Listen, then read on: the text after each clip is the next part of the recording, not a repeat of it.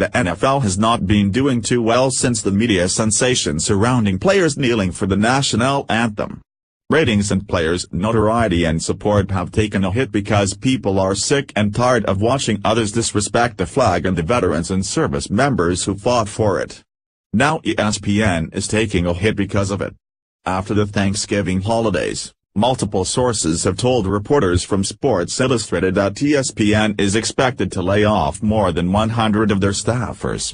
The positions that are being targeted for layoffs are front-facing talent on the television end of the business, executives, producers, as well as technology and digital staffers. On-air talent is being considered for a cut because of how much ratings have plummeted as well as viewership.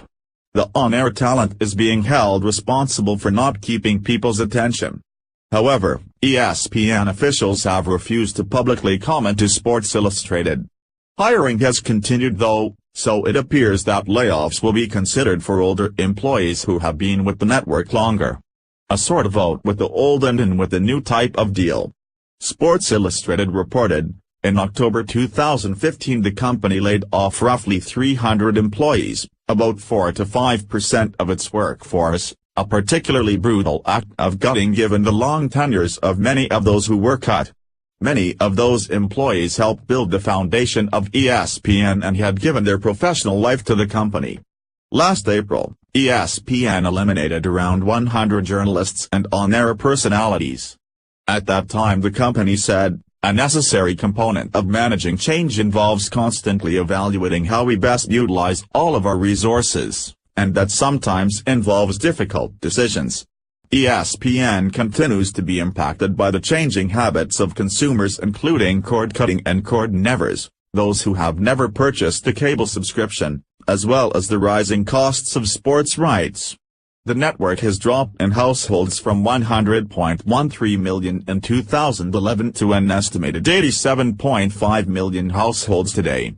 Part of the reason ESPN will conduct the moves in late November, early December, two sources said, is to get employees an additional year in the stock vesting program. Last month Michael McCarthy of Sporting News first noted a round of layoffs were coming to ESPN. If you have endured layoffs at your place of employment, you know how extraordinary awful they are. Multiple ESPN employees in speaking with C said the atmosphere in Bristol is tense, especially in the Sports Centre division. Asked to characterize how employees are feeling, one longtime on-air anchor offered one word: queasy. The Free Beacon reported, "The network has suffered from steep expenditures on broadcasting deals in tandem with a reduced subscriber base, even as it has made a series of public missteps." One public relations challenge came when Sports Center host Jamal Hill called President Donald Trump a white supremacist on Twitter and then called for a boycott of Dallas Cowboys owner Jerry Jones advertisers. ESPN suspended her for twice violating company social media policy, and Trump publicly mocked the network for its ratings. Executive decisions have also harmed the network's image. Examples include the rapid canceling of a partnership with Barstool Sports and the controversial removal of an Asian American announcer from a University of Virginia football game over his name's similarity to Confederate General Robert E. Lee.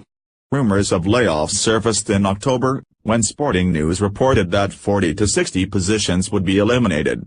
Even with that modest estimate, sources were saying at the time that the layoffs would affect popular people at all levels. "This time it won't matter if you're liked or not. It's not going to be pretty," one source said. The irony of this report coming out a day after Veterans Day cannot be lost on, or forgotten by anyone. NFL ratings through ESPN have been decreasing rapidly, and it is in no small part due to the fact that players have been kneeling during the national anthem. Football viewership has a stronghold in Middle America, and average citizens love America, work hard, and respect this country. They have chosen not to tune in because of it. The MLB does not have this issue, and the NFL would do well to look at the MLB as an example of what to do if they want to remain relevant and making money. Because if they continue on the path they are going, their ratings will get worse and their business will flop. Given that yesterday was Veterans Day, this is very good news. People need to be held responsible. And the best part of it all is that these paid athletes and celebrity sports entertainers are being held responsible with their layoffs based purely on the fact that their actions have consequences and nobody wants to watch them anymore. Share if you agree that there is a correlation between a failing ESPN and players in the NFL kneeling during the national anthem. Follow us on Facebook @political.